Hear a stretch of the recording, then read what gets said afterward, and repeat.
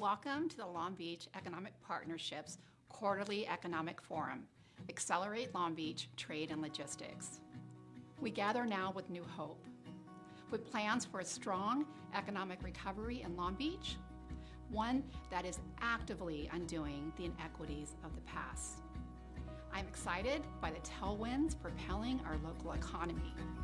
Thanks to a record-breaking year at our port, our innovative space and launch ecosystems, exciting possibilities are helping us reach for the stars. After a full year of pandemic adjustments and perseverance, we can finally see light at the end of the tunnel. We gather virtually today with hope that we will gather in person here at our world-class Long Beach Convention Center before the end of the year. Today, you will hear from my colleagues on the City Council and the Mayor himself about the city's strategy for a nation-leading, equitable economic recovery. We will learn from experts at Cal State Long Beach Center for Economic Research about national, regional, and global trends and what they mean for your business in the upcoming year. You will hear from top executives at the Port of Long Beach about its record-breaking year in 2020. And you'll also hear from harbor area companies as they keep up with the demand while operating the greenest port complex in America and keeping our workers safe. But before we get to all the good stuff, I want to say thank you. Not for just being here with us today, but for all you've done to keep our economy and our city moving forward through this challenging year. Thank you for all the ways that you've shown up, you've masked up, and you stayed home and you shopped local. In a year of so much turmoil, the many small actions and big sacrifices that you have taken mean so much. There is light at the end of the tunnel, and there are exciting new opportunities ahead. So on behalf of the City of Long Beach and the Long Beach Economic Partnership and all of today's sponsors, we look forward to working with you to accelerate Long Beach.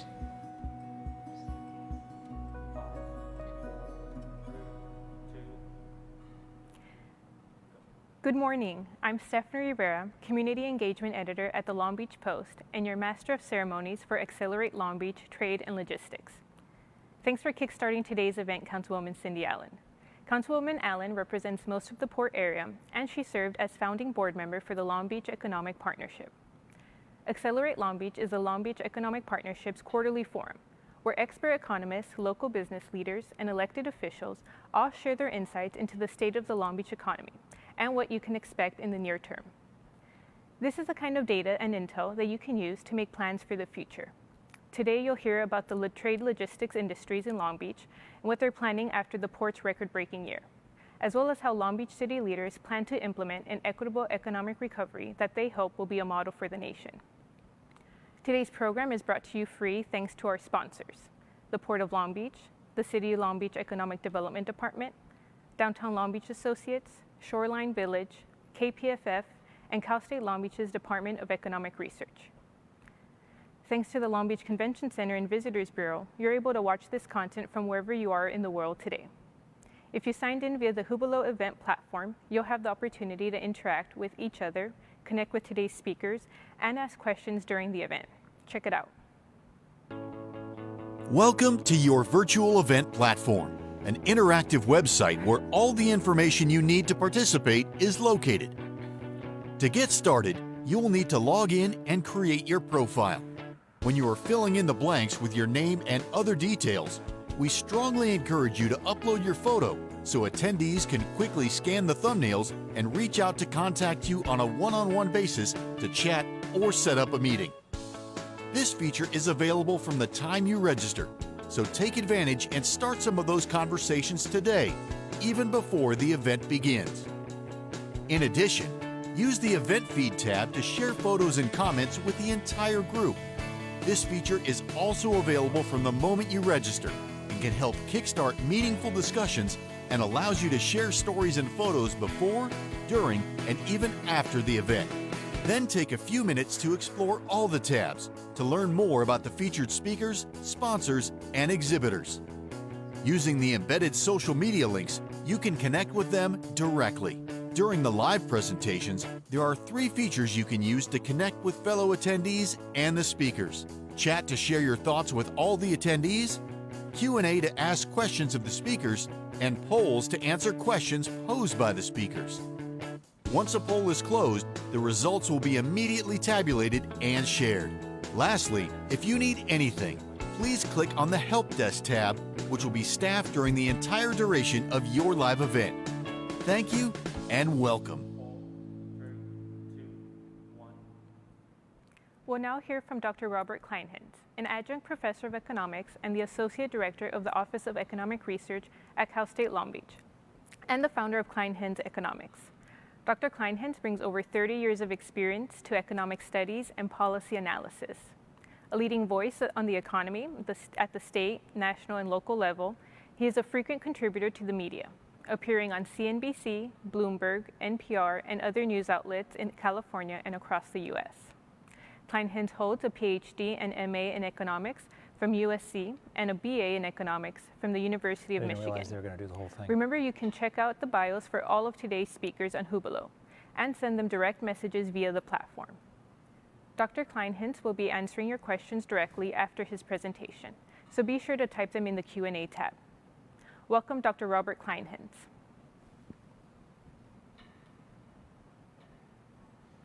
Hello, I'm here to talk about the U.S. and California economy as a part of the Quarterly Economic Forum. I'm pleased to bring you what I think is a good outlook for the U.S. and for California economy in the year 2021.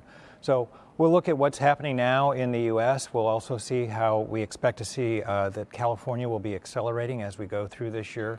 We'll also examine what's happening in housing with the K-shaped trajectory that we have seen and will continue to see in the different components of the housing market. So what's happening now here in the United States?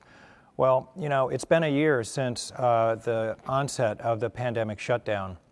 And during that period of time, we saw that the unemployment rate for the U.S. just skyrocketed from what was a record low of 3.5% to just over 14%, basically a quadrupling of the unemployment rate in just 2 months' time. This is really unprecedented.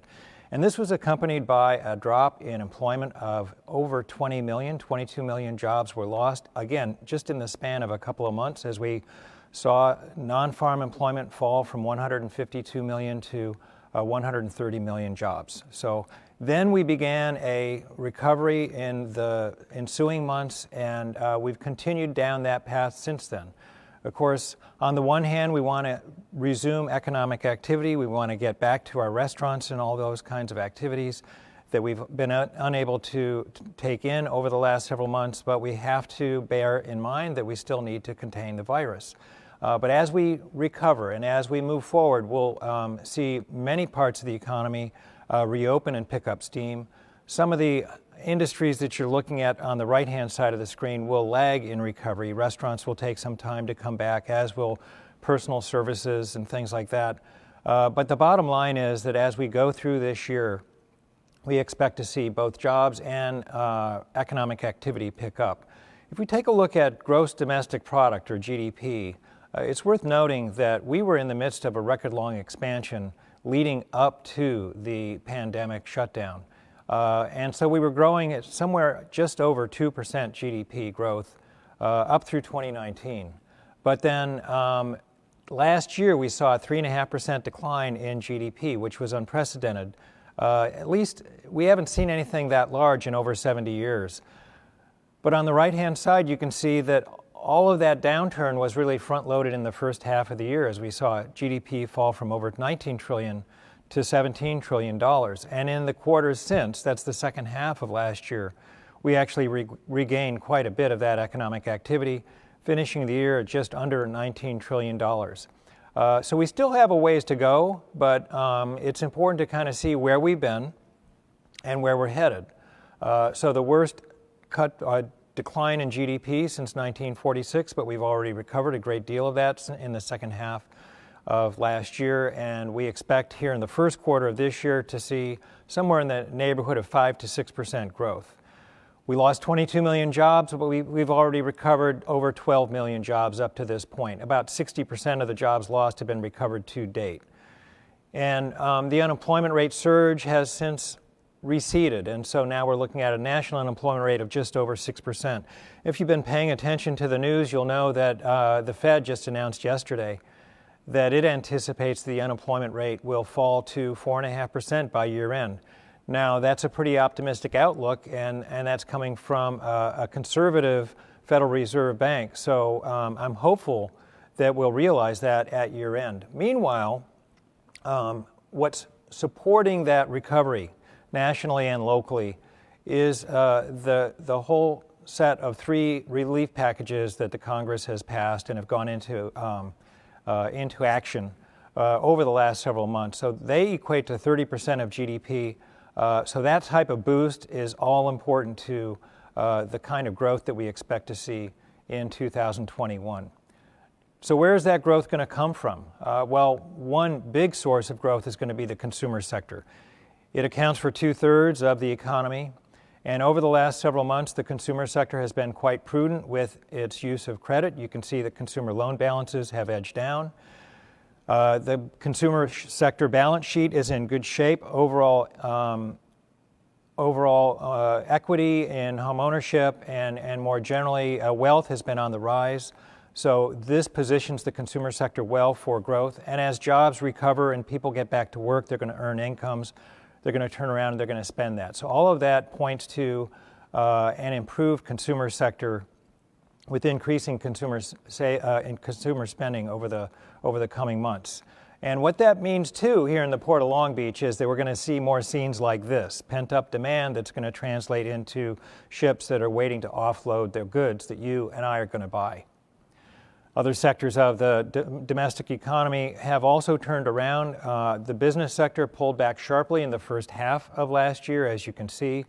But in the second half of last year, it's come on strong. We expect to see more of that here in 2021.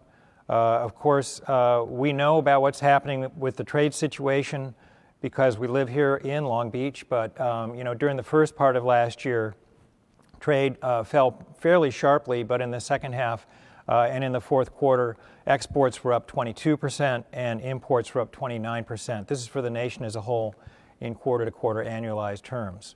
So, and of course, you know that here at the Port of Long Beach, we had a record last year. We're on track for a very strong year for port activity as well.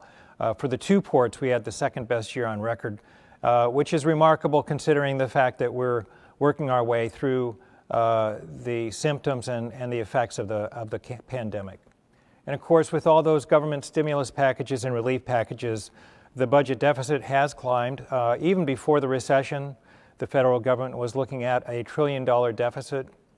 Last year, it had a $3 trillion deficit, in part because of the first relief package. And this year, we expect to see yet another deficit in the neighborhood of $3 trillion. But then in the out years, as we go forward through this decade, those deficits will fall to the $1 trillion range. Still high, but it's better than what we're experiencing right now. And inflation, there's a lot of concern right now about where inflation is headed. But quite frankly, the expectation is that inflation is very much going to be in check, somewhere in the low single digits, with an expectation of somewhere between 2 and 2.5% this year. So there's no sign of runaway inflation taking over the economy here in 2021. And that's good for interest rates. So interest rates are going to respond to a couple of things right now. And you can see on the right-hand side that the yield on the 10-year Treasury, which is shown in the middle of this panel, has already headed up, and the 30-year mortgage has also headed north. Both of these respond to 2 things at least, one of which is the expected rate of inflation. It's expected to be fairly low in the neighborhood of 2 to 2.5%, as I said. It also is the case that these rates respond to anticipated economic growth. So if we're expecting the economy to grow by 5 or 6% this year, which is much better than we did last year and even in the 2 or 3 previous years, that almost assuredly is going to show up in higher interest rates. So We expect interest rates to edge up this year, not going through the roof or anything like that, but they will respond to the improvement in the economy.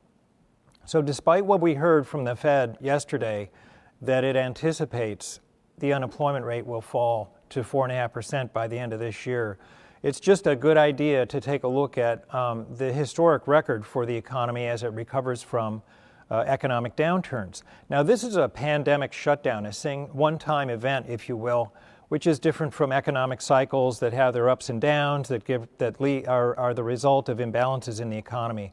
But if we track this recovery along with those cycles that we've seen in the past, it could take several years before we get to 4% unemployment. I hope I'm wrong. I hope this graph is wrong.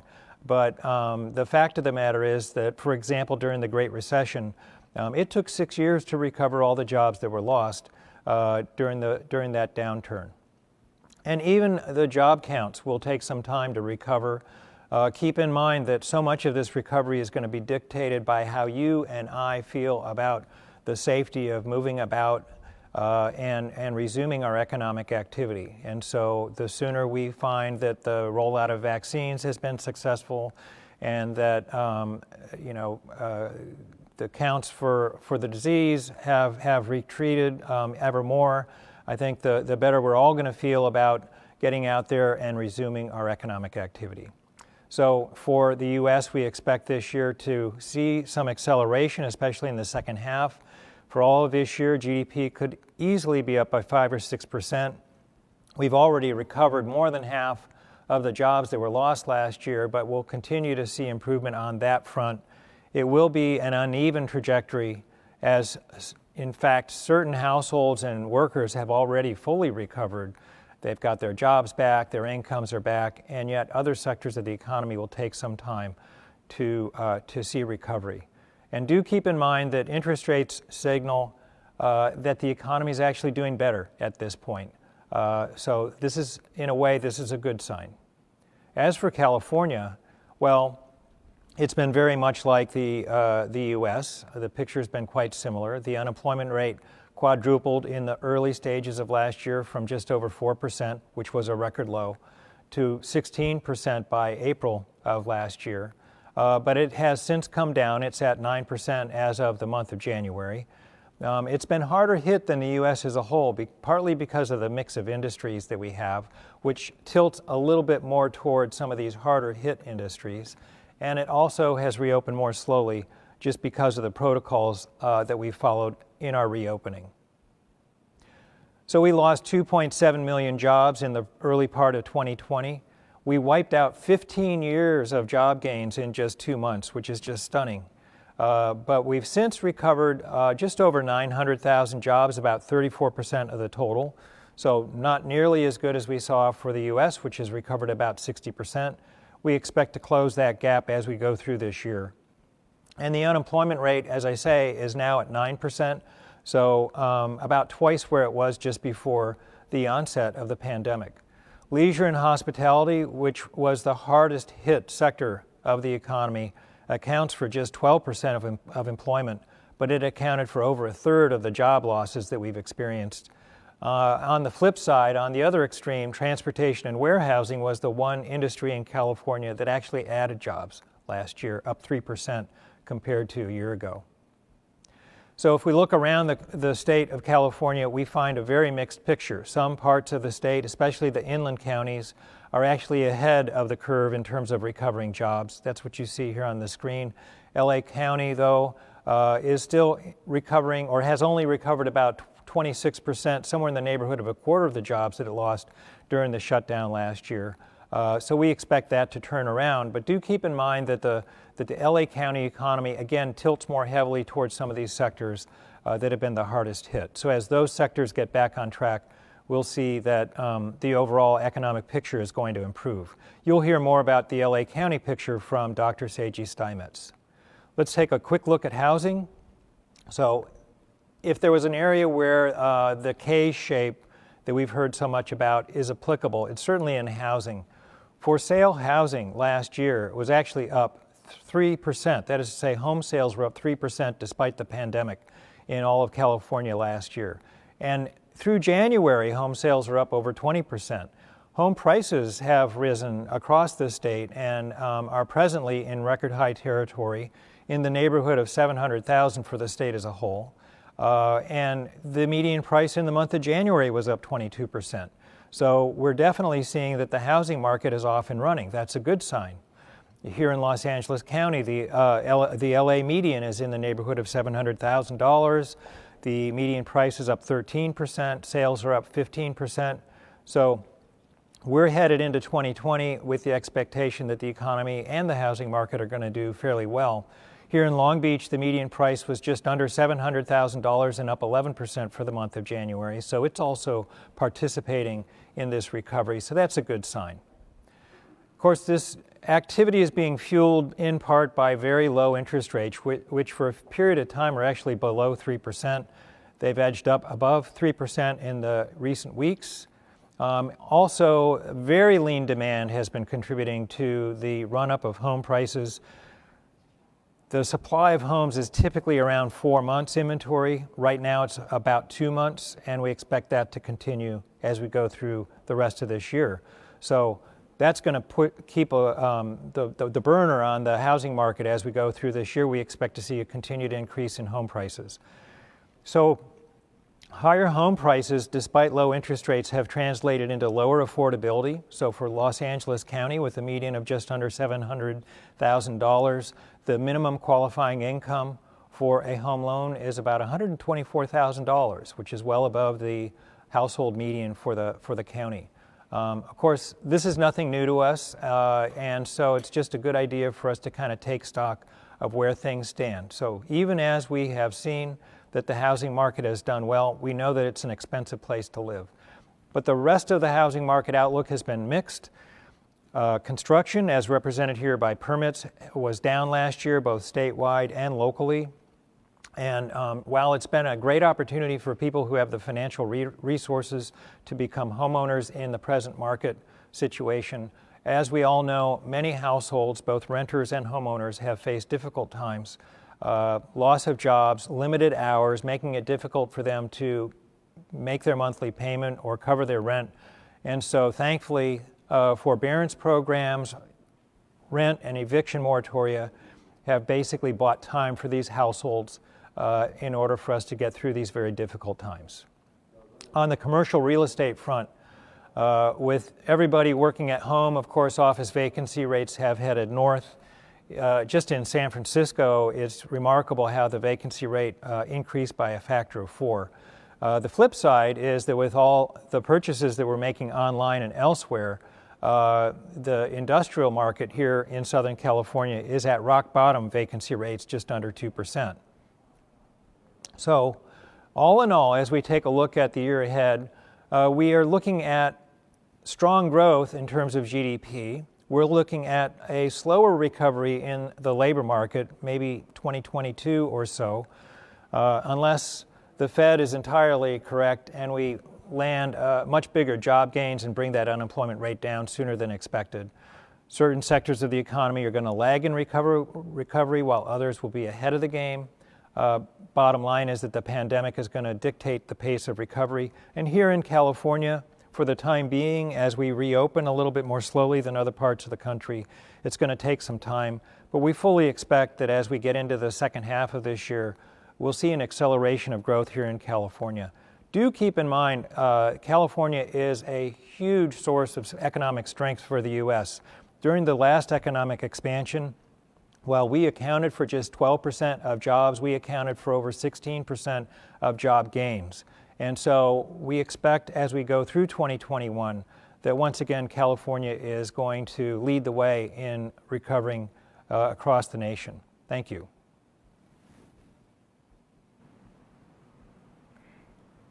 Thank you for all that insight, Dr. Kleinhans. We've got some questions coming in from the audience, so let's dive right in. I think the first question we have is, with the vaccine rollout, how fast will the economy pick up?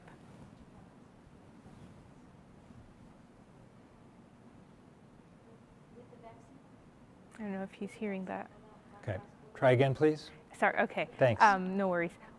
First question, with the vaccine rollout, how fast will the economy pick up? So I think that's the ace in the hole that we have right now. Until we got a sense that indeed the vaccine was going to roll out at a faster pace, not just here locally, but across the country, it wasn't entirely clear just the extent to which we were going to be able to reopen and reopen safely. So as we heard yesterday, the Fed is quite hopeful that we're going to see the U.S. economy reopen, see economic growth accelerate, and see that the labor market will improve. So, every single day we hear news that is relevant to determining what that trajectory is going to look like. And every single day in recent weeks, we've been able to have a little bit more optimism about where the economy is going to go than we did the day before. Thank you. Second question, what is the Port of Long Beach doing to address bottleneck issues affecting the supply chain? Well, I'm not the best person to address that question, but we know that it's a very challenging time. There's huge pent-up demand, as you heard me say earlier in my remarks, and the ports are bursting at the seams, trying to offload the material on the ships, and they're also trying to make sure that excuse me one second, I'm sorry. No worries. Anyway, so it'll be some time before they're able to clear the backlog. But as I said, I think we're going to continue to see the kinds of scenes that I put up on the screen earlier for quite some time, because what's happened is that people have been keeping their powder dry. They've been, spending to a limited extent. But as the economy reopens, we expect them to increase their expenditures, not just on the goods that are coming in through the ports, but also on services as things improve. Thank you. And then a final question, should be an interesting one. Are there new business opportunities for international trade as a result of COVID-19? Well, I'm sure there are. That's a good question. The fact of the matter is that just all across the globe, we've got countries that are reopening to varying degrees. It's important to keep in mind, too, that the new administration is taking a different stance with respect to tariffs. And so there are a couple of things that will be working in our favor in terms of increasing trade opportunities, not just in the coming months, but in the coming years. So if we reopen more, we re-engineer some of our stances with respect to other countries and trade policy, I think there'll be quite a few opportunities to take advantage of. And the VIP room that we will be going into a little bit later on might give us a chance to talk about that in greater detail. Thanks. Awesome. And I think we still have some more coming in. So the next one that just popped up is, what is the status of new business permits?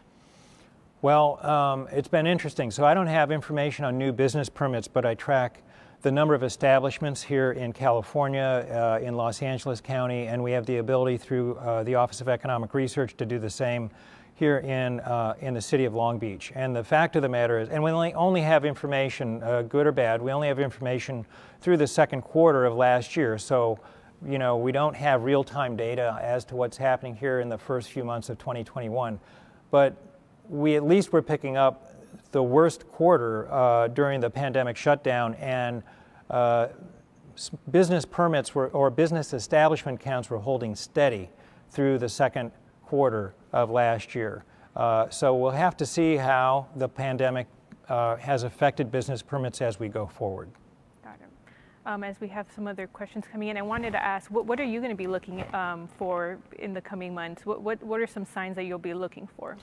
Well, as I mentioned, the consumer sector is so important to our economic recovery. So I'm looking for things like increases in not just consumer durable goods, but the hardest hit sectors were the service sectors. So people going out to take vacations, whether they're road trips or hitting the Long Beach airport and traveling out of the area, but vacation spending, other kinds of discretionary spending that just didn't happen.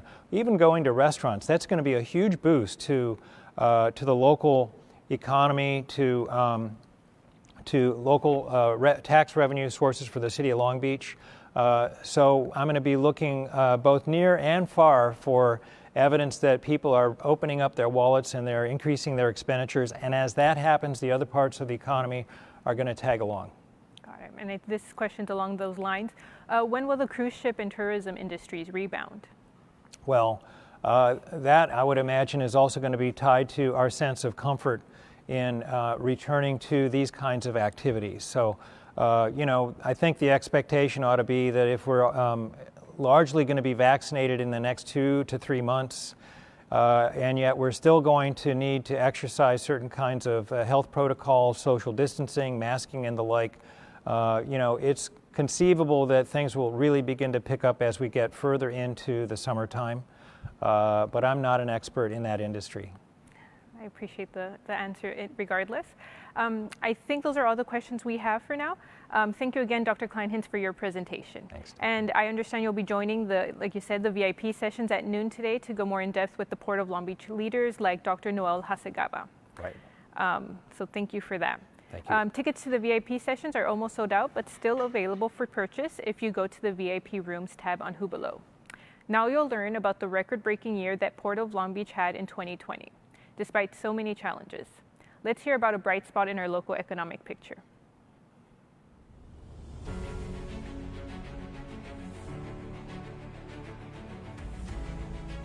I'm Mario Cordero, Executive Director of the Port of Long Beach. My thanks to the Cal State Long Beach Department of Economics and the Long Beach Economic Partnership for inviting me to participate in the Quarterly Economic Forum. Let's take a quick look back. Last March, the COVID-19 lockdown began. Who could have imagined that a year later, the pandemic would still be with us? The economic effects of the pandemic were immediate. At the Port of Long Beach, we saw canceled sailing after canceled sailing. Still, while our cargo container volumes fell 7% in the first half of 2020, that wasn't bad when compared to many other ports. With last spring's federal stimulus propping up our economy, consumer spending weakened, but a few sectors actually thrived. Many of us invested in home offices or home gyms, home entertainment systems.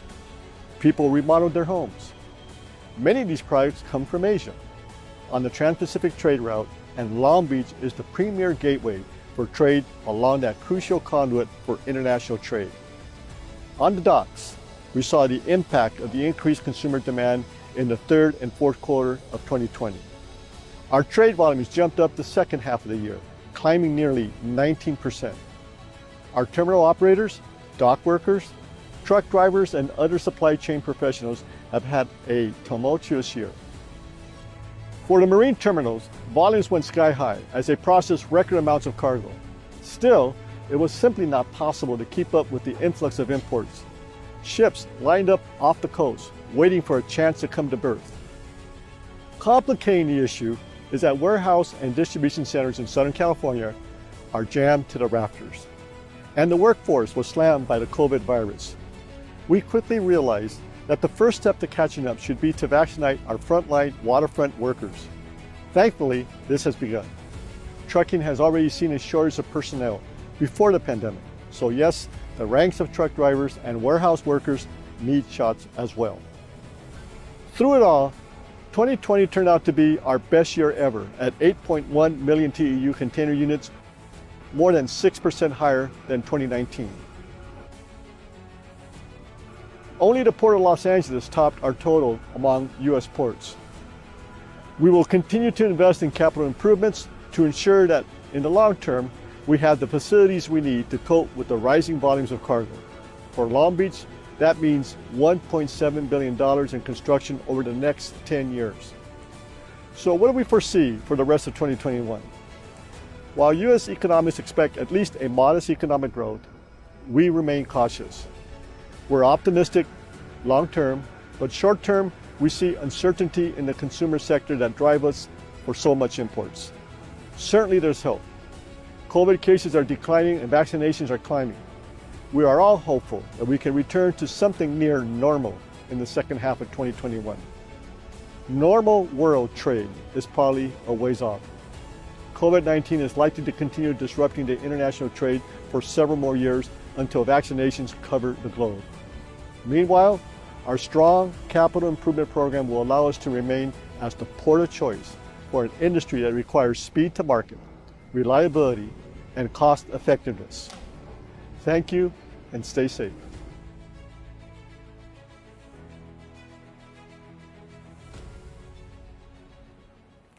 Let's now hear more about the local economic outlook for our region with Dr. Seiji Steinmetz, Professor and Chair of Economics at Cal State Long Beach and Director of the university's Office of Economic Research. Dr. Steinmetz's research specialties include transportation, urban, and environmental economics. Among his scholarly achievements, including publications in leading economics and interdisciplinary journals, he is especially proud of his role in developing the annual Long Beach Latino Economic Report and this quarterly Economic Forum series. As a first-generation college student, Dr. Steinmetz was educated by the California Community Colleges and the California State University and University of California systems. He'll be answering your questions after his presentation too, so be sure to type them in the Q&A tab. All right, thank you very much, Stephanie. Let's take a look at what's happening with Long Beach's economic recovery with a focus on employment. And we'll begin by looking at employment in Los Angeles County. Now, the reason we want to study the county first is because 82% of Long Beach's working residents are employed somewhere in LA County, including Long Beach. Now, since January of last year, employment in the county is down about 12.3%. So there are about 562,000 fewer jobs now than there were at the beginning of last year. Now, the graph you see on the left there, that's the path of the employment recovery in LA County. We saw a very large shutdown. We saw a very large job loss due to the shutdown and then a gradual recovery up to this point, but it's been fairly slow. Only about 23% of the jobs lost during the shutdown have actually been recovered. Now, a recurring theme you're going to see today and in this talk is that the recovery trajectory is very different for different industries and for different communities. For example, on the left there, we see a ranking of impacts on different industries, job losses on different industries in the county. Most notably, we've seen very large losses in the accommodation and food services industry, right? About 172,000 jobs fewer than last year in the county in hotels and restaurants and so forth. The information sector has been hit pretty hard. This is mainly in motion picture and sound recording. Personal care and other services, so these are our salons and our laundry services and our religious organizations even. And then of course, arts, entertainment, and recreation, our performing artists, people who work in theme parks and fitness centers. In just those four sectors, we've seen 316,000 fewer jobs since the beginning of the last year in the county. But of course, there are job losses across every industry.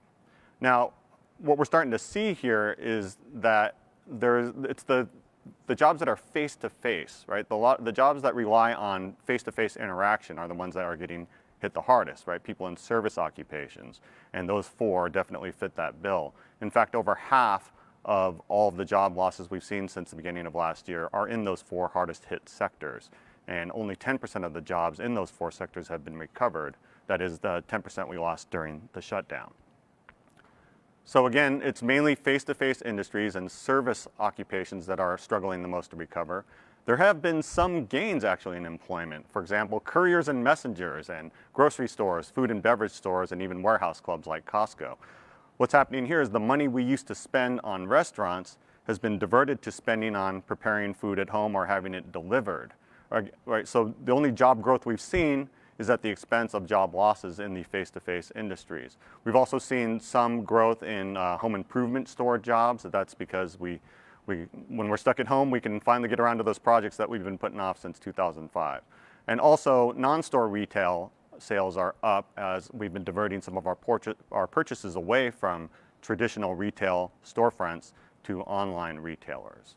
Now, with this understanding that it's the face-to-face workers and the service occupation workers that are struggling the most to recover, keep in mind these are also lower income jobs, which helps us to understand the following. For the higher income bracket, for jobs earning more than $60,000 a year, the recession is essentially over. Employment is down only about 1% for the highest earning jobs. For middle income jobs, employment is down about 6.6%.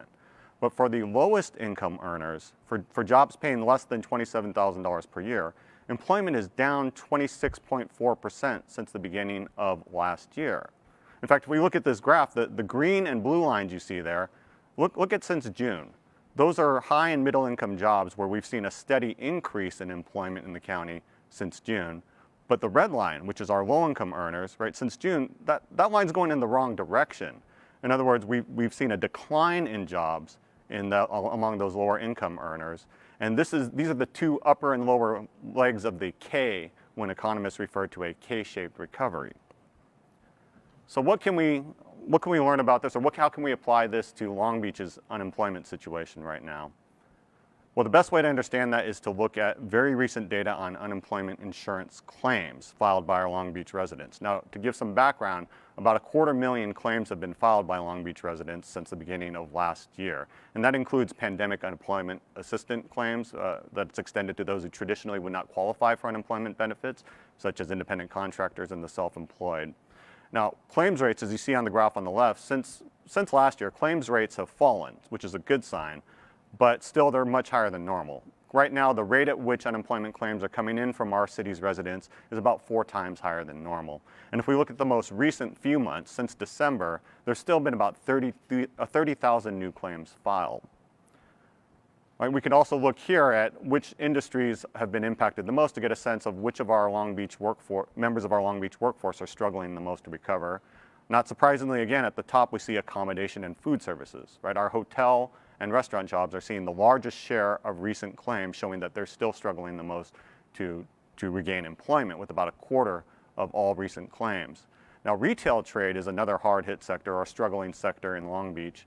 Now, what's interesting is retail trade is actually up about retail spending is about up 17% in the county, but retail jobs are still struggling in Long Beach. And what's happening is that there's some of the increased spending is difficult to capture for the traditional brick and mortar stores as we are struggling to reopen. The other industries you see in red these are industries where there's a larger share of recent claims compared to their share of the workforce. And again, we see these familiar, most struggling sectors. Now, I have so much data to show you and so little time. So let's just take a few takeaway points here. About 1/3 of all recent unemployment claims have been filed in just 2 sectors, accommodation and food services and retail trade. Over half of recent claims are from are from those with a high school education or less, despite representing only about 1/3 of the city's workforce. 19% of all recent claims are from those aged 16 to 24, even though they represent only about 11% of the city's workforce. And that's likely due to their heavy representation in service occupations. Now, 41% of recent claims are by our Latinx community workers, which is about proportional to that community's share of the workforce. And then 31% of recent claims are from Asian American and African American residents, despite representing less than 1/4 of the city's workforce. Now, we can take this demographic insights and these impacts on different industries, and it can help us to understand which neighborhoods in Long Beach are being hit the hardest or are struggling the most to recover. Now, the way we can do this is I'm showing you a map here that shows the concentration of unemployment claims, recent unemployment claims, by zip code. So I'm looking at the number of recent unemployment claims per household in each zip code, where larger circles represent greater concentrations of unemployment. And we can put that in context when we put it up against, for example, on the right on your screen there is a map showing the concentration of our residents that are employed in service occupations. So darker areas represent higher concentrations of service occupation workers. These are people who work in food preparation and building and grounds maintenance and personal care and other service occupations. And there's a fairly tight correspondence, right? This matches what we've been saying before about those working in face-to-face and service occupations are struggling the most right now. Looking at lower income areas, on the right you see a map showing areas where darker red means higher concentrations of families living in poverty, representing our lower income neighborhoods. And again, we see it's our lower income neighborhoods are also seeing a greater share of Long Beach's unemployment claims recently. Another dimension we can look at is ethnicity. In this map on the right, orange areas are predominantly Hispanic Latino, blue areas are predominantly white, and green areas are predominantly African American. And in this dimension, we see that the single ethnic or racial community that's struggling the most right now to recover in Long Beach is our Hispanic Latino community. And finally, to complicate matters further, there's a pretty tight correspondence between the concentration of unemployment claims in our neighborhoods and the incidence of COVID cases in our neighborhoods, which I'm sure is exacerbating or slowing the recovery of our hardest hit communities. So, at this point, what can we say? How can we summarize where we are in the recovery in the city and what steps can we take to become more resilient to future downturns? Let's just first note again, Long Beach's economy is gradually improving, but some communities are struggling much more than others to recover, particularly those in low-income jobs and those with limited educational attainment. Also, workers in occupations that are service occupations or face-to-face industries, and then workers in historically disadvantaged communities. Now, I hope it's clear right now from this presentation that a critical part of our recovery strategy is to vaccinate our residents and vaccinate our workforce to get the workforce back to work and get our businesses reopened. Fortunately, the city's had a very aggressive campaign. We're very innovative in that we have our own Health and Human Services Department that could deploy vaccines very quickly.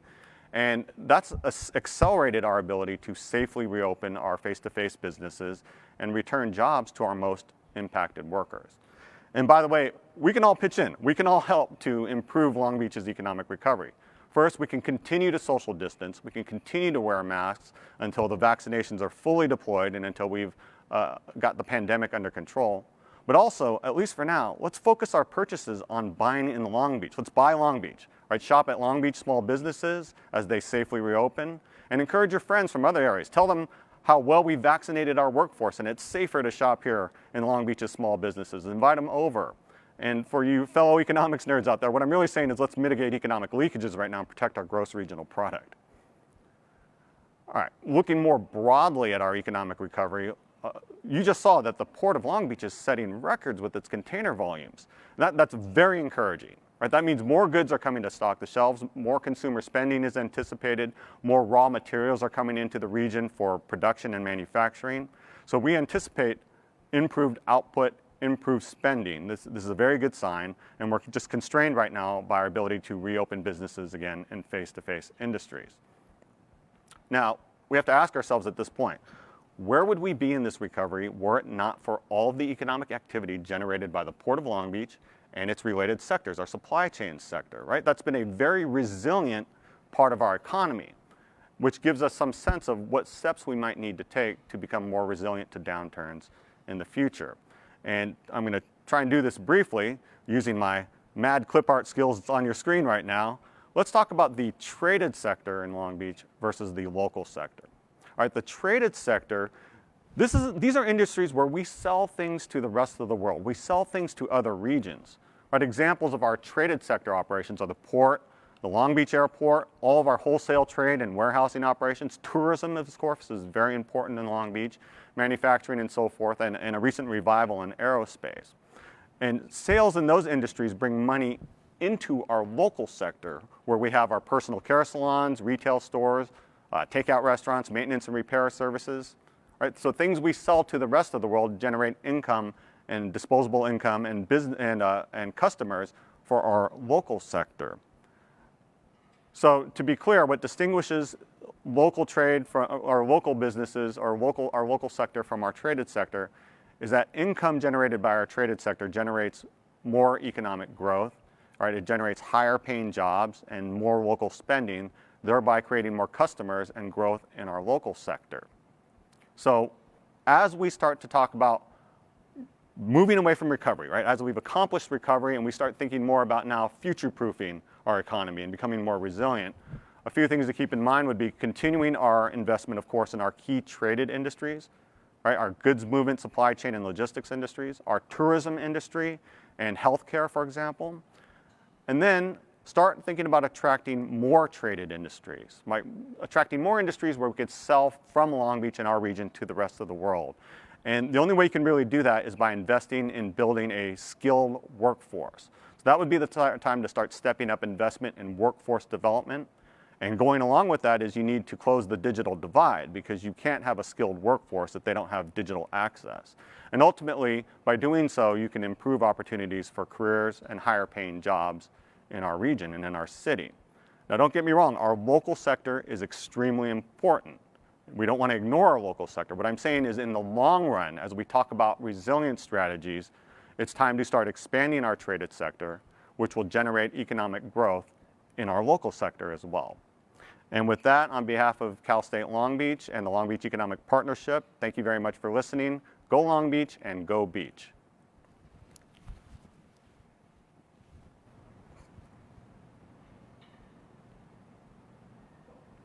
Thank you, Dr. Steinmetz. That was so illuminating and inspired some questions from our audience. Let's go to them.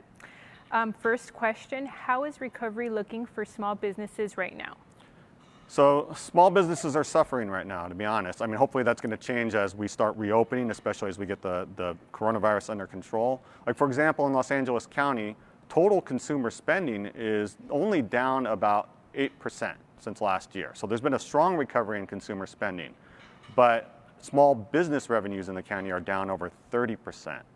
Right? So it's suggesting that small businesses overall are having trouble capturing, and staying open for that matter, but having trouble capturing some of this growth in spending. This is especially pronounced in the leisure and hospitality industry, where small businesses in leisure and hospitality, their small business revenues are down about 65%. Or as we saw also before, retail trade is up considerably, but our local retail workers are struggling to recover because a lot of that increase in retail spending isn't hitting the small businesses right now. A lot of it is diverted to online purchases. Hence why we should shop local, right? Yes, absolutely. Second question, how will reopening the economy affect the e-commerce? Well, we've had a structural change. I mean, I wish I had a crystal ball and can tell you that. We can anticipate that some of the spending that has moved over into online spending. So for example, we saw increases in online retail spending.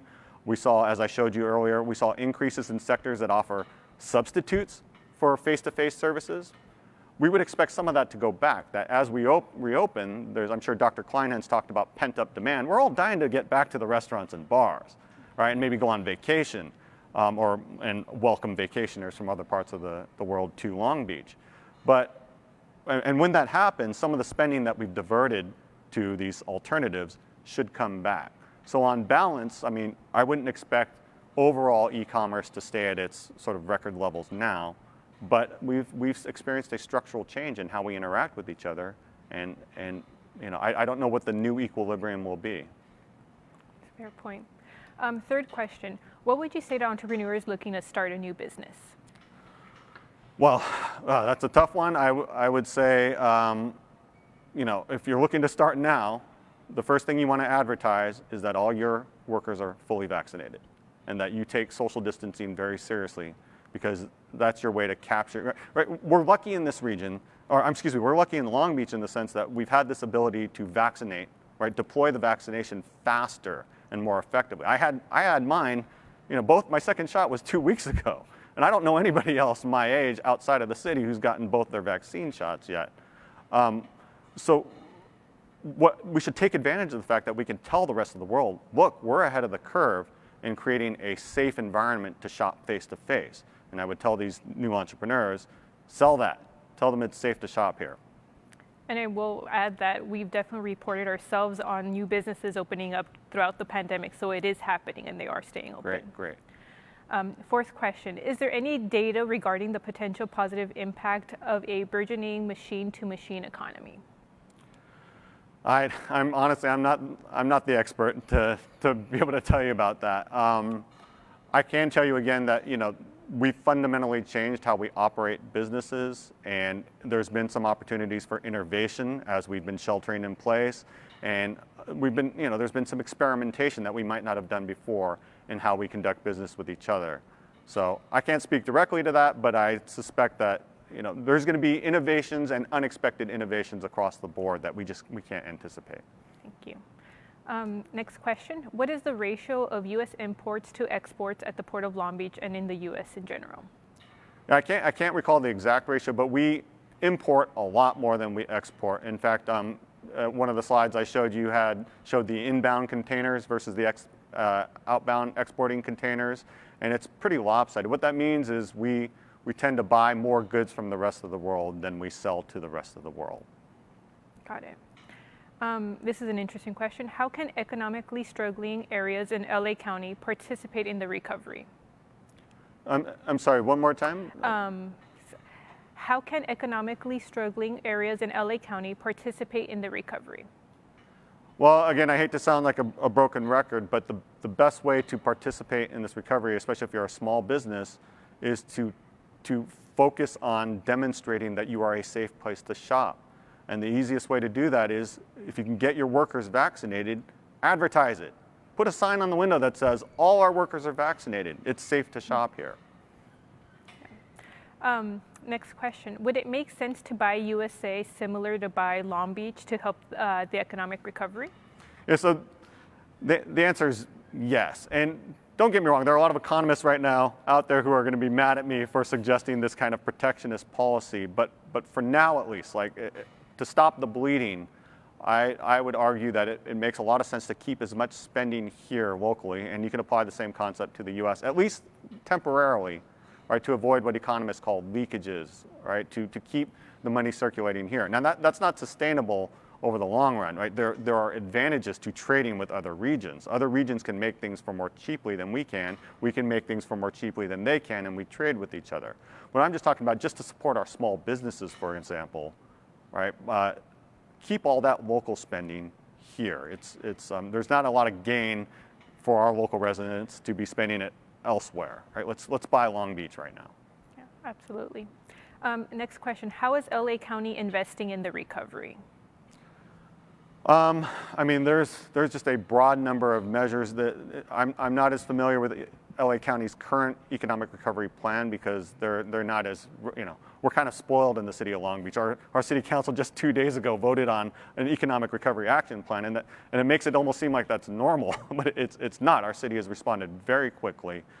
So there's a very visible and well delineated and articulated plan from the city. But I think it's still in development in the county. I'm not entirely sure what specific measures are being taken for long-run recovery. Got it. Does a full recovery depend on a critical mass of vaccinations? I mean, yes, I think it does. I can't stress, again, I hate to sound like I keep hitting the same talking point, but it doesn't stop being true when I do it. Our most struggling workers work in service occupations and in face-to-face industries. The only way to get them back into their jobs is to have safe face-to-face interaction. And the only way we can do that is to fully deploy the vaccination. And as you say, there's some critical mass we might hit, which some might call herd immunity, which will allow that to happen. And then I expect in our service sectors and across the board, we would see a fairly rapid recovery once that happens. Next question. What is the forecast for commercial real estate and primarily office space? That's a tough one. There are plenty more experts in Long Beach who can probably give you a much better forecast. I mean, I understand the concerns, I understand the question. It gets back to the way we fundamentally changed how we interact with each other. Some people are thinking we're going to go to the new normal will be a hybrid work week where we only go to the office 2 or 3 times a week. And some might suspect that would hurt the demand for office space. At the same time, where there's always a need for us to get together and interact with each other. I'm sure we've all who've been locked inside for a year are dying to get out and interact with each other and understand the value of that. So while it might make sense to think about a decline or at least a flatness in commercial real estate, I don't think it's going to be I wouldn't anticipate a very dire downturn in the demand for interacting with people at work. And this is a great segue into the next question. Will remote work continue as we move forward toward recovery? I mean, again, I wish I had a crystal ball. I know my remote work will. I think the way we've been forced to adopt new technologies and interact with each other, I think inevitably there will be more online interaction and less face-to-face. That has its benefits, right? It saves us time and money. It saves the environment a little bit with reduction in greenhouse gas emissions from our cars. But let's not underestimate the power and the value of human personal interaction. I don't think that's going away anytime soon. Yeah, we are social animals. Yes. How is the construction industry doing in Long Beach? So in construction employment, again, for Long Beach, would have to rely on the rates at which unemployment claims come in. That's the most real-time information I have about the recovery. And construction claims are coming in, but they're much lower than in other industries, that is as a share of total claims. So the construction industry appears to be recovering fairly well. And I expect part of that is because construction activity can take place outdoors where it's a little safer to operate around each other. Got it. And as we get the next question in, I wanted to ask, I appreciate that you were able to bring up the issues with our underserved communities that are being impacted the most. How confident are you in the Long Beach recovery plan that can really help close the gap in those disparities? Well, I'm really encouraged to see that if you go back through the slides I showed you and you line it up next to the economic recovery plan for Long Beach, they're hitting a lot of the points I'm talking about, right? There's 13 million allocated, for example, for vaccinations and contact tracing, and a lot of that is targeting also service workers, right? There's money in there for our restaurants and bars and food service and accommodation, hotels, right, for supporting those businesses. There's money in there for fitness centers, for example, to help them reopen and recover. And part of that's not a coincidence. I mean, one thing I'm very pleased about at this city is our city's leadership. These are a data-informed, sophisticated group, and it's an honor at Cal State Long Beach to have the opportunity to regularly interact with our leaders and share the most recent economic information. So there's a pretty tight correspondence between the things the economists say need to happen and the things the city leaders put into their recovery plan. Got it. Next question. What businesses will prosper fastest in the recovery? So if we're going to measure fastest as who's going to see the largest percentage gains, it's going to be the ones who are hit the hardest right now, right? Because it's when you take a small number and you increase it by even a little bit, that's a large percentage increase. So I would expect, once we can safely reopen, I would see our food service, accommodation, and tourism industries to rapidly expand. But to accomplish that, it's not just getting the vaccine deployed, it's also messaging, right? It's also communicating with the rest of the world that we've got the coronavirus under control. And then to some extent, taking direction or getting clarity from legislation, right, from the state, for example, having protocols and guidelines for a safe reopening that are clearly established, right? The coordination between the actual vaccination and the messaging about when and how we can safely reopen. Once that's in place, then I would expect our service sector, our leisure and hospitality industries to grow very rapidly. Awesome. How will the U.S. trade policy impact recovery? It's hard for me to say. I don't know. Opening, the more interaction we have, like the more trade we have, the more that stimulates economic growth. But I can't point to anything in current trade policy that could, in the short run, really have a big impact in any particular. Well, I mean, obviously our exporting sectors are going to enjoy that. But we've had a lot of international trade already. It's not about really the level of economic activity right now. The level of economic activity is increasing fairly rapidly. It's the distribution of economic activity that's the biggest concern. Right? So when we talk about, the Fed says that unemployment might be down to 4.5% or so by the end of next year, that's encouraging in the aggregate overall, but it's not very encouraging to those in lower income jobs and those who are more disadvantaged who are going to be struggling far behind that. I know I've taken a little bit of I've wandered a little bit there, but the point is that, import-export trade is fairly strong right now. It's just the dollars from that trade activity isn't hitting some of our more disadvantaged workers. And along those lines, how will rising rental rates affect spending power of households in Long Beach? Well, I mean, that's an ongoing issue. The majority of our Long Beach residents are renters. There's a substantial number who are what we would call, the technical term is severely cost burdened. I mean, what that means is they're spending more than 50% of their income on housing, and that's an issue. So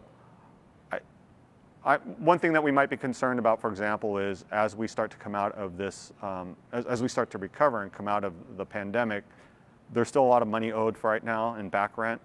Fortunately, the city has put some safeguards in place to help tenants and therefore landlords. But it's always important to keep an eye, not just now, but on that community, especially the cost burden renters. Absolutely. That was our last question, so thank you again, Dr. Steinmetz, for your presentation. Thank you, Stephanie. And then after today's event, Dr. Steinmetz will be in a VIP session with city leaders discussing our regional economic recovery. If you want to have face-to-face access to Dr. Steinmetz and Councilwoman Stacey Mungo, go check out the VIP Rooms tab on this event platform to see if there are still tickets left. Now let's hear from some of our Long Beach City Council members and Mayor Robert Garcia about that economic recovery plan that was just finalized and passed by the council 2 days ago.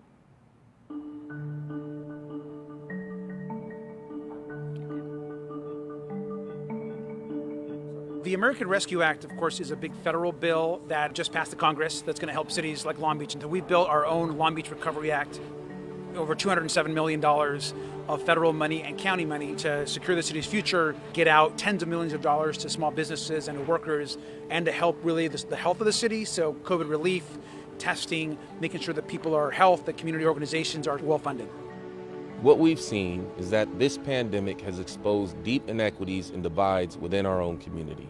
And the Inclusive Economic Recovery Plan makes specific investments into making sure that all communities, especially those hit hardest by our pandemic, have an opportunity to come back, catch up, and get back on their feet. We're talking about disadvantaged businesses, nonprofits, workers, and working families. Our strategy on the Economic Development Committee was to listen, analyze, and then for us to take that information and respond to the community with resources. We hosted over 25 roundtables that were each more than an hour and a half long, where we asked questions of community members and they gave us their feedback on how to best utilize the funds available to leverage more investment in Long Beach. COVID-19 has impacted businesses in a major way. There's been a lot of uncertainty, whether they open or they close. I know as a previous business owner myself, laying off employees and closing down your business is really tough. We have a huge opportunity with this recovery plan to really impact and help businesses and also get people back to work. Crime has gone up across the country in the last year as more people are unemployed, schools are out, and services have been drained. So there's a lot of issues that impact the city right now, but it's all going to recover. We're going to become safer, we're going to become healthier, and the economy's going to come roaring back. Our Long Beach Recovery Plan is inclusive. It's centered on equity. It draws on recommendations from the Long Beach Racial Equity and Reconciliation Plan, as well as our Long Beach Economic Inclusion Everyone In Plan. And what it does is invest in strategies like business navigation, procurement, violence prevention, digital inclusion, food security, and health equity to ensure that communities have what they have comprehensively in order to recover. We have to make sure that it's equitable. There are businesses that have been affected more than others. I know we talk a lot about restaurants, but there are some restaurants who are serving fast food that are doing better than ever. You look at barbershops or tattoo parlors or salons have been shut down this whole time, and it's really important that we get this money and help these businesses that need it the most. I'm also excited about the money that's being allocated towards our homeless needs. And I know this to be a fact that if families don't have childcare, it's going to be really hard for us to execute the rest of this recovery plan. So I was excited to see that we have allocated resources to childcare. So many community members came forward with great ideas. I would say some that really have the most momentum right now are our empowerment zones.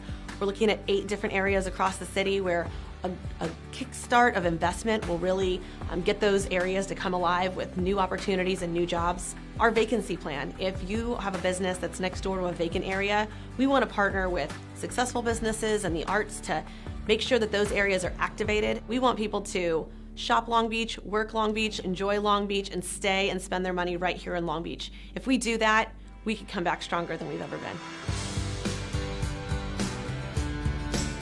The success of Long Beach's vaccination program is a national and state model. We're really excited about that, and we think the success of the recovery is going to be the same. Part of this recovery plan that we're putting forward is a massive investment in cleaning the city. So you're going to see enormous amount of kind of doubling down on clean team, on picking up trash, on making sure that the street sweeping is done. Get the city was really looking kind of pre-pandemic, right? And so that's a big part of our focus as well. We know that the urgency and the need within our communities is tremendous. It's great, but we want to make sure that we do this right If you want to go fast, go alone. If you want to go far, go together. And put forward a plan that's comprehensive and works for everyone. The economic recovery strategy is a once-in-a-lifetime opportunity to rebuild stronger. We are looking at it at the Long Beach City Council level day in and day out. And as soon as the money comes from the feds, our plan is ready to go. We're ready to get that money back into the community. By working together, remaining united and mission focused, we can ensure that Long Beach's best days are ahead.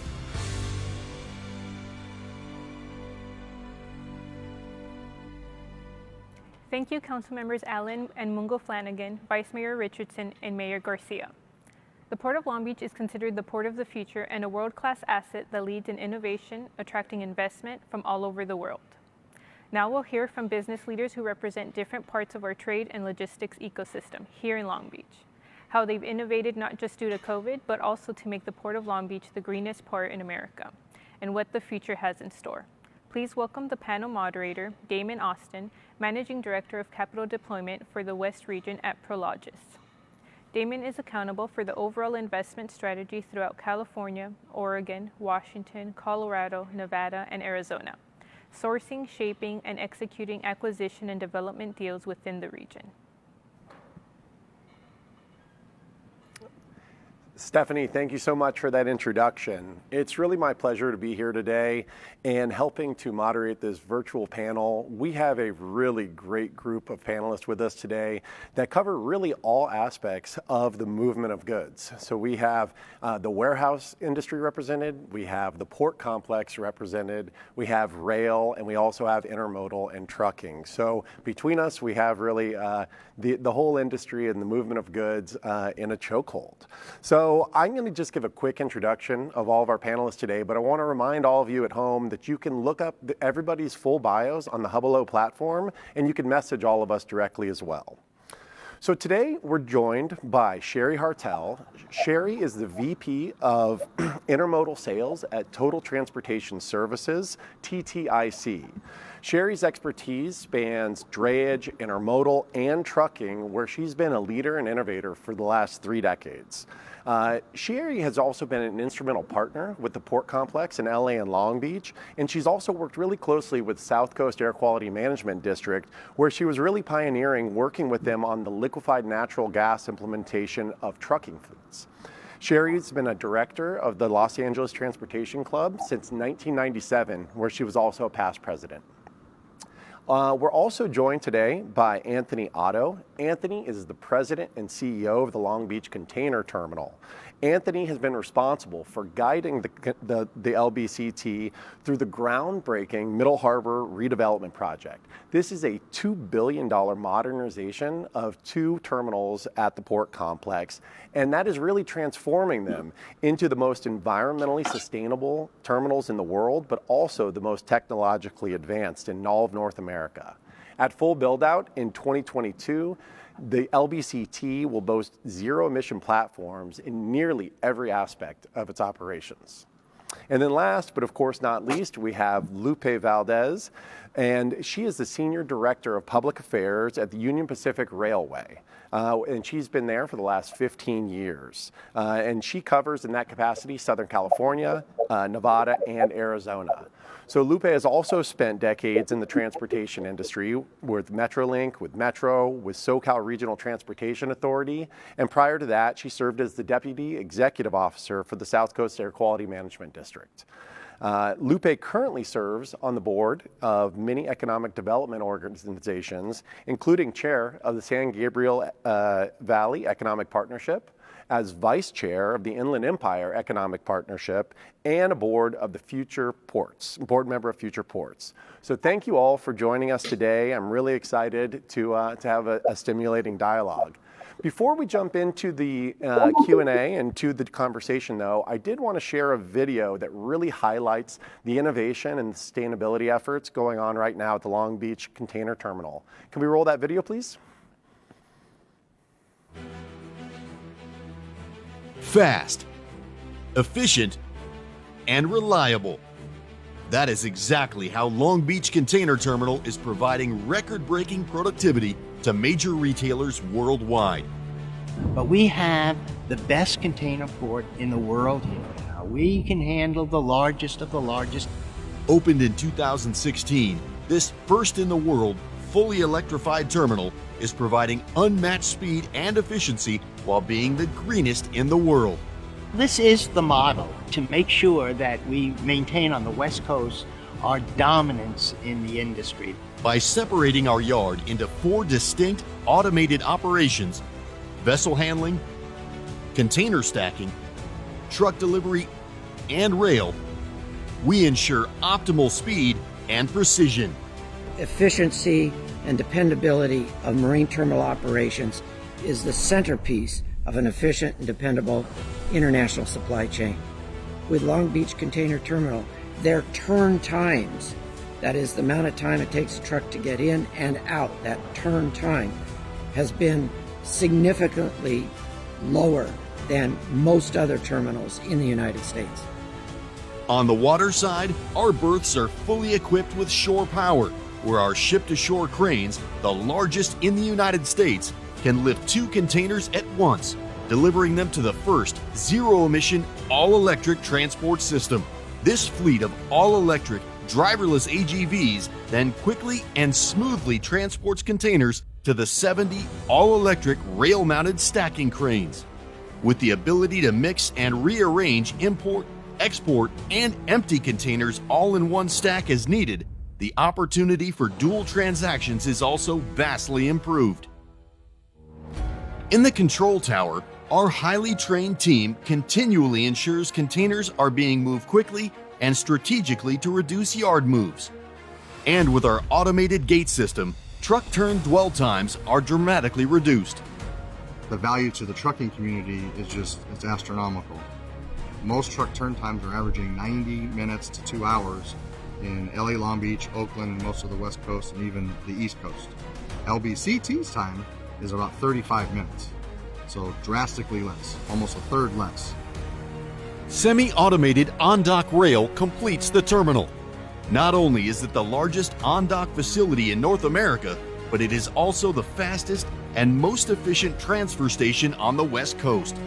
It'll have the capability of moving 3.5 million TEUs and will be doing so with a very limited footprint compared to the previous model that we had there.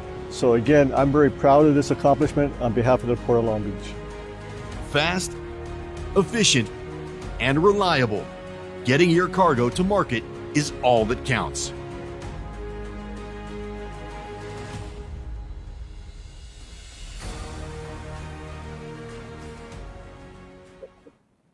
All right, that was really impressive. And, Anthony, I'll actually start with you.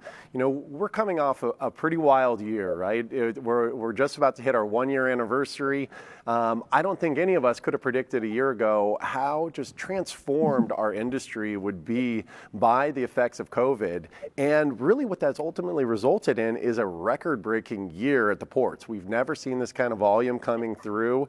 And I'd love just to hear your perspective, because that's the good news of what we've done. But on top of that, we now have so many cargo ships coming in that we've also got a backlog in the harbors as well. So I'd love to hear just your perspective on this surge of activity and what you're thinking about how we're going to be handling these kind of surges and this kind of volume on a prospective basis to handle this capacity. Sure, that's a great question. So 2020, I guess for all of us, was a really crazy year for our industry, especially from doom and gloom predictions and canceled ships and low volumes that we experienced in the first half to an unprecedented cargo surge and record volumes that we've been dealing with over the last 8 months. It's been a wild ride.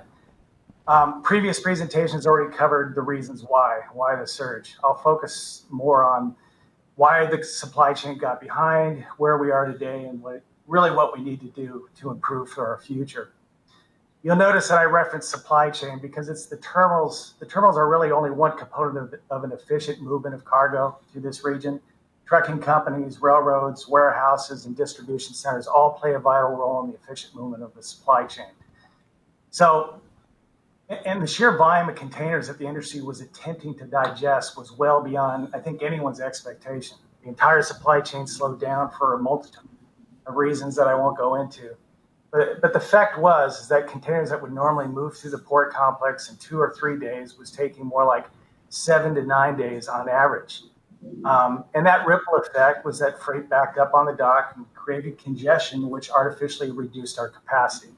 That congestion significantly diminished the ability to efficiently work cargo vessels, so vessels that would had normally arrived and gone straight to berth, in some cases had to wait at anchor. That's the reason for the long line of ships you see if you drive down Pacific Coast Highway.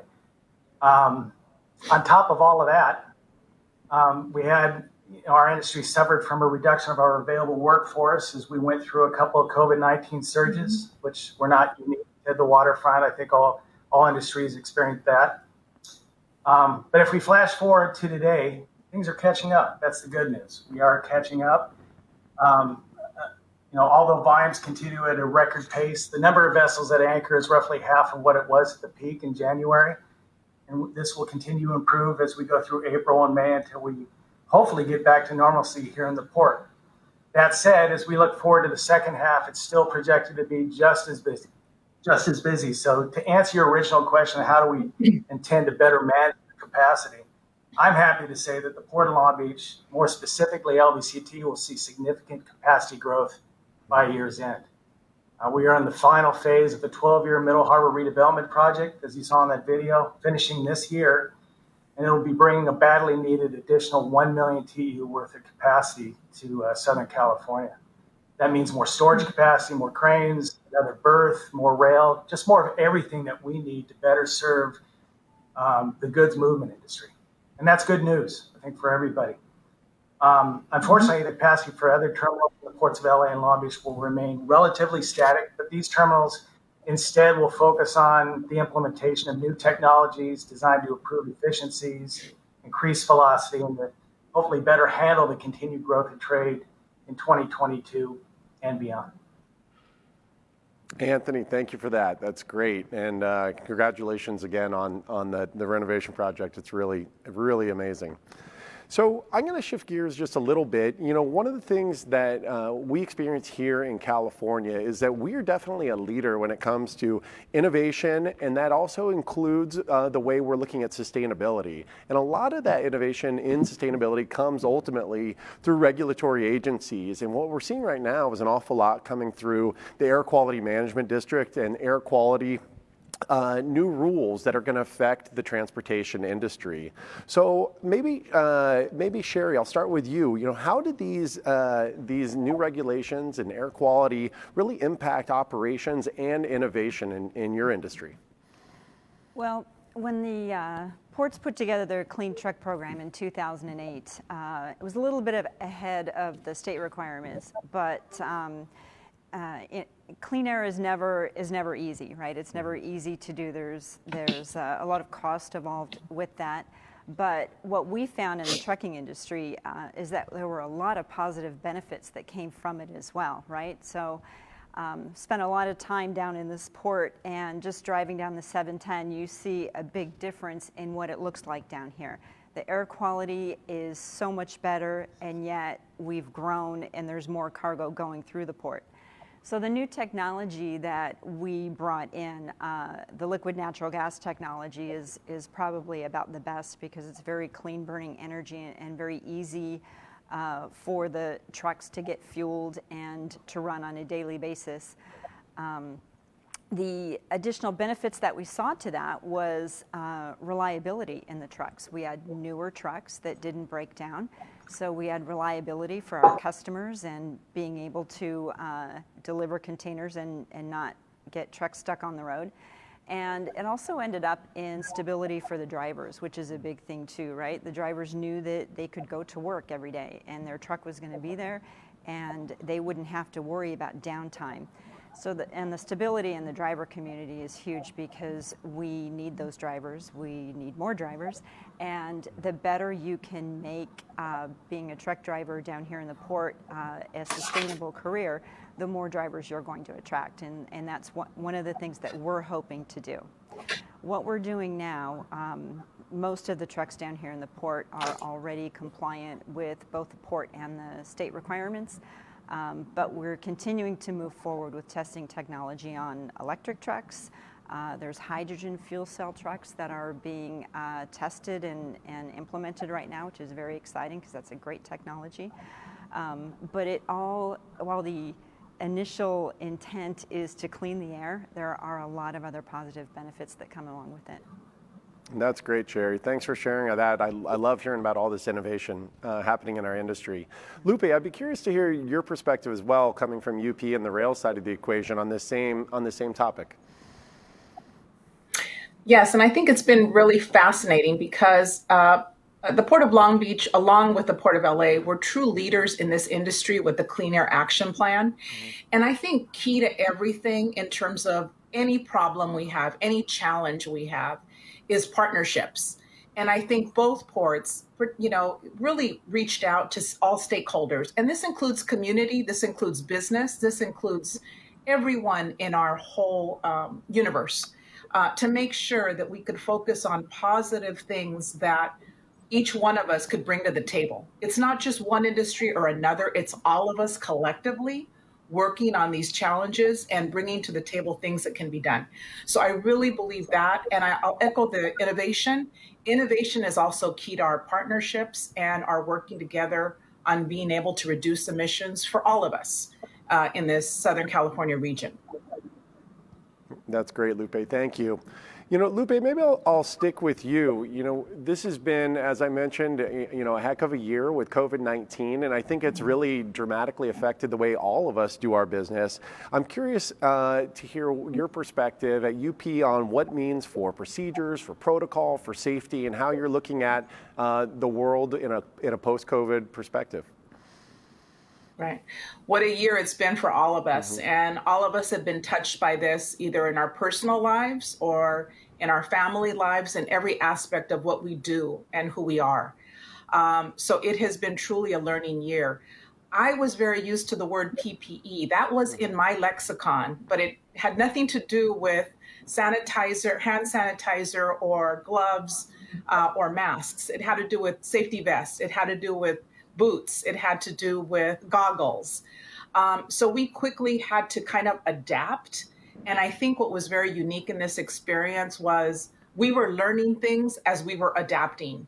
So it wasn't a situation where it was, we understood all aspects of this disease, of this pandemic, of how it was affecting our employees. So I think what we have learned is how to be more nimble, how to be able to, we operate in 23 states. Every state had a little bit of a different approach, which is where your nimbleness comes in, let alone the state of California, which is huge, Southern California, huge. So I think what we learned, we set up networks. We also have nurses on our staff across the country. And I think we set up networks to make sure that they were fully involved in all the efforts. Obviously, right now, the push for ensuring that our employees all are standing in line to get vaccines. In California, just 2 days ago, I was able to register to get my vaccine. So, I mean, it's happening, and we're really doing everything we can to get our employees vaccinated so that we have defenses, so that we do see light at the end of the tunnel. We really, really do. But it has been a year of, I need to write a book on the year, but it really has been a year of learning, of stretching, of supporting families across our system to make sure that they have the tools they need to be able to succeed in this very unique environment. But it has been, we're coming out of it. There's positive things here, and we're going to come out of this and stronger and better, I will tell you. That's great. Well, thank you, Lupe. So, I think I want to ask everybody really this next question, and that's really, coming off of the records that we saw last year in 2020, we're getting ready, as Lupe, as you just mentioned, to reopen the economies, and that means more movement of goods, more trade. So I think I'd love to hear from all of you on what we think these next 18 months looks like as we come out of COVID.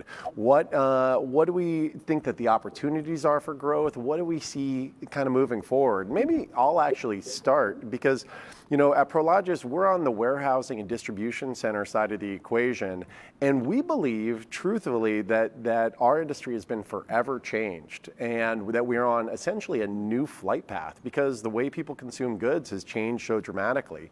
So we think that there's going to be an incremental hundreds of millions of square feet of new demand for warehousing throughout the United States. We think more and more of our customers are going to want to carry more and more safety stock and inventory to make sure that they don't find themselves in problems like this again. So we actually see this as a rising tide that's going to create a surge in our whole industry. So maybe I'll start with you, Anthony. What do you see going forward, and how are you bracing for it? Just as you said, you know, the spending behavior and the whole change that we've gone through.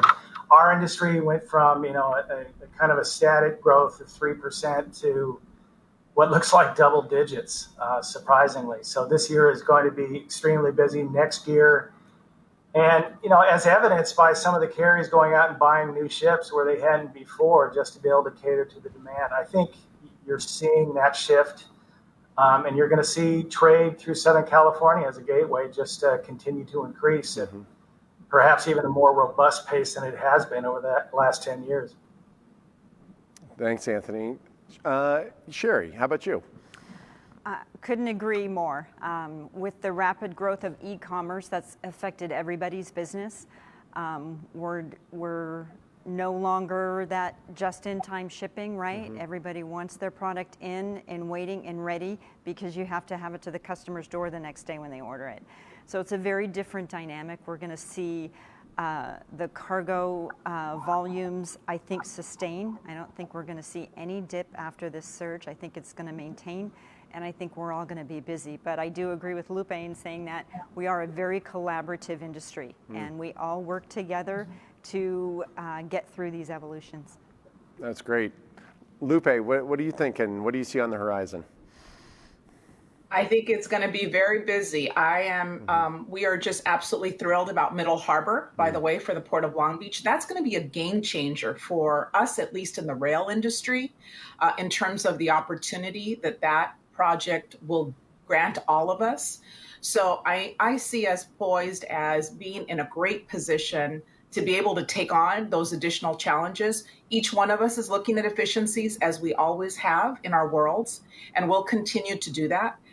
But I think in meeting the demand, that's where we're going to really come into a whole new light in terms of the future for the Port of Long Beach, but also for all of us that are part of the Port of Long Beach family, shall I say. That's great. Thank you, Lupe. Well, I'd like to, I think, transition and maybe see if we can get some questions from our audience and that have come in. Let's see, are there any questions that are popping in? Okay, let's see. Okay, so one question that came in is, what kind of employee support programs have our companies implemented for our employees over the last year, coming through this, through a pretty challenging environment, but also a pretty busy environment? What are we doing for our teams, for our employees? Sherry, do you want to take that? Oh, sure. So I will say the one thing from my company's perspective is they took safety number one through all these COVID factors. And a lot of our employees work from home. In the office, a lot of measurements were made for safety, keep people distanced, and a lot of protocols were put into place. We've also had to relay a lot of that to our drivers. Fortunately, our drivers are, they're pretty safe for the day, right? They're in their truck and they stay in their truck, and it's easy for them to be safe. But I feel like you just couldn't do too much at this point. And we had very good success throughout the year in very few incidences in our office. That's great. Let's see. Here's another question. With all the improvements in the efficiency and the capacity here at the port complex, what is this doing in way of impacting employment, job opportunities in Long Beach? What are the skills that our people ought to be developing for the purposes of workforce development? Anthony, is that something you'd like to give some perspective on? Sure. I think LBCT is a good example of something. We made that transition as we went through this project of deploying more technology than most of the other terminals have. So our work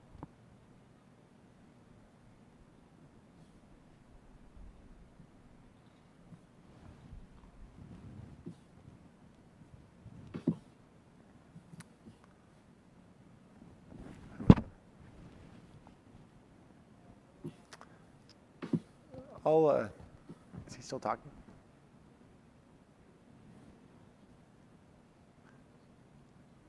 Okay, we'll keep moving on. Looks like we lost Anthony's audio, but we'll come back to him.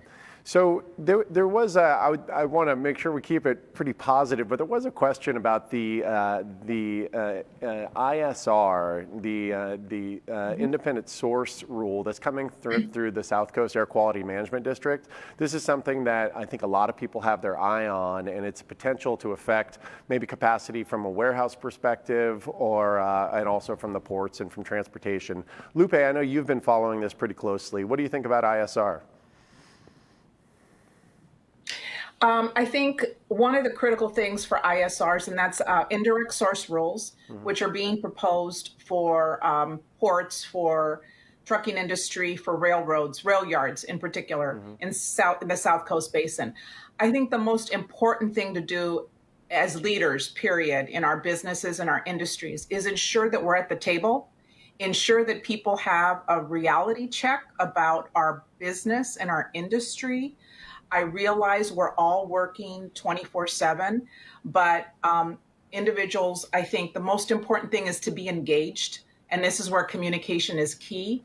And I think that is the most important thing, because a lot of people, they see a train, they see a truck, they don't always understand all the inner workings of how it all works. Yes, they see a warehouse, but again, there's a lot that goes behind the scenes that is not always very well known. So I think it's up to us to educate people and to inform people what our industries are and how they operate, to ensure that there are that we work cooperatively to clean the air. At the same time, we don't hurt the growth that we want to take place in all of our industries. No, that's great. Thank you. Looks like another question just came in, and that's really about, again, back to the workforce piece of this equation. How are we going to be working to make sure that there are more folks that have opportunities to get into our industry, including people with low education levels, criminal records, or without that work experience and history? And the idea here on this question is that it seems like our industries are potentially great avenues for expansion here. And maybe I'll start a little bit here. You know, here at Prologis, we think that labor and availability of labor is really one of the key elements for what makes our customers succeed or not in their various warehouses. So they're always looking for labor solutions. So we've done some work where we're actually doing community workforce initiatives where we come in and we actually work with the communities, and we actually put these programs in front of young people. We put internships together, and we try to just make sure that there's an awareness of the jobs that happen in the logistics industry. And I know there's other similar examples outside of the warehousing side of the equation.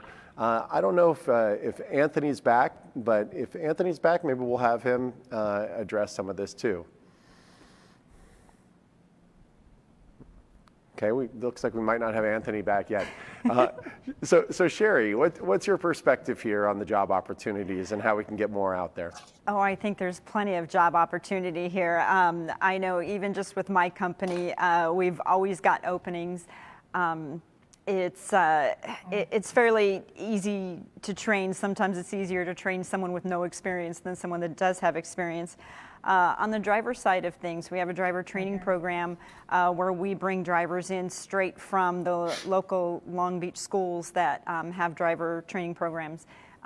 So there's a lot of opportunity out there, and I love that because that's how I started 30 years ago, right? I didn't even know what a container was, but I could type good, and I got a data entry job, and look at where I am today. It's been a wonderful career. I encourage anyone to do it.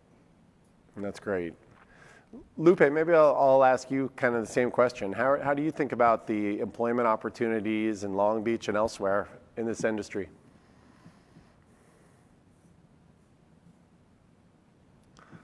Looks like it might just be us, Sherry.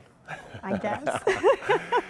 So another question came in about the competition to the ports of LA and Long Beach, and how do we ensure that our regions remain dominant? And you know, I'll give a little bit of quick perspective here. You know, we've really got just the stars have aligned for us in Southern California. We have the unbelievable infrastructure and capacity in LA and Long Beach. We have a great rail capacity and availability. We have a freeway system that's second to none. And then we also have almost 2 billion square feet of warehousing distribution centers between Los Angeles, Orange County, and the Inland Empire. So you put all that together and think of all the actual consumption that stays here in Southern California, and it's really a perfect storm for why this is the center of the universe and the bullseye for the logistics industry. So what's the competition? You know, a lot of it is the fact that so much just has to come in through these West Coast ports. So I think that's going to continue to stay strong. But what we also do see is lots of cargo can go to the eastern seaboard as well and get trucked or railed into the middle of the country. So, you know, what do we do to stay as competitive as we can here? I mean, that's one of the things I think that California struggles with is you know, we need to continue to really have a business-friendly approach to inviting industry, inviting innovation here, because I think that's the trick. Is it is just a little bit more expensive at times to do business here. It can be a little tricky to do business in California. So I think just from a legislative perspective, anything we can do to make it as business friendly as possible will ensure that we're dominant over the long run. Sherry, what's your perspective here? Well, the first thing I'm going to say is, yeah, regulation is not great, but look at what we've done with the Clean Truck program. And those added benefits, I think, are greater here than they are in any other port, because a lot of the other ports haven't upscaled their truck fleets, so they're having those difficulties. We're still the major gateway from Asia, so we're the fastest going through here. And probably the biggest thing I see on my end is the partnerships, right? The partnerships among the port and the steamship line and the terminals and the shippers, and you get everybody together and you're talking, you're working together, and you can get through things a heck of a lot easier. And that's still better than trying to make contingency plans around the other side of the country. Yep, I'm right with you. Well, I think we're pretty much done with our time here. I just want to thank everybody, Anthony, Lupe, Sherry, you guys were great. This was a really stimulating dialogue. And so I'm just really glad we were able all to get together. And I look forward to seeing you all on the business side of the equation, but also you guys are all involved in the community in many other capacities as well. So I look forward to seeing all of you in the near future. All right. Thank you, Damon. All right. Bye-bye. Great. Thank you. Bye-bye. Thank you to all of the panelists and speakers today. The Economic Partnership hopes that folks tuning in here in Long Beach learned information that can help you plan for a robust recovery, and to our guests who have joined us from all over the country, the Economic Partnership hopes you can see what a uniquely valuable set of assets Long Beach has to help you grow your business. If you're looking for more information about how and why to invest in Long Beach, please visit the Long Beach Economic Partnership's new website at lbep.org. Be sure to take advantage of the interactive networking aspects of Hubalo. And please fill out the event evaluation so the Economic Partnership can ensure their quarterly programming delivers exactly what you're looking for. The link to the evaluation is in the chat now and should take just 60 seconds to complete. And please save the date for the next Accelerate Long Beach series. On June 17th, you'll hear about the aerospace and satellite industry and have brand new data as the vaccine rollout continues and the economy continues to reopen. The Economic Partnership would again like to thank today's sponsors: the Port of Long Beach, the City of Long Beach Economic Development Department, Downtown Long Beach Associates, Shoreline Village, KPFF, and Cal State Long Beach's Department of Economic Research. If you have a VIP ticket for one of the breakout sessions, those will start at 12:05 p.m. Just navigate to the VIP Rooms tab in Hubalo and click on the session you are registered for. Thank you again for joining us today. The Economic Partnership hopes to see you at their next event on June 17th and see you here in Long Beach shopping at local stores and eating in restaurants very soon. Stay safe.